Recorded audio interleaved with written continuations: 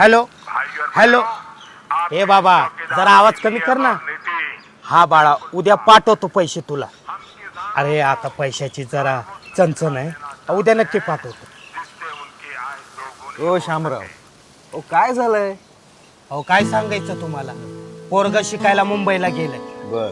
त्याची फी भरायची बाकी. मास्तर पोराला सारखं म्हणतोय फी भरा फी भरा फी भरा. कुठनं आणायचं पैसे? तुमचं आपलं बरं आहे, तुम्ही शेतकरी, शेतीवर चांगलं भागता. या सत्ताधारी सरकारनं पार हैराण करून टाकलंय शेतकऱ्यांना. हे बघा, सत्ताधारी सरकार स्वतःच्या स्वार्थासाठी बळीराजाचाच बळी देऊ लागले. बळीराजाचं राज्य सफल आणि सुफल करूया, शेतकरी हिताची तुतारी वाजवूया.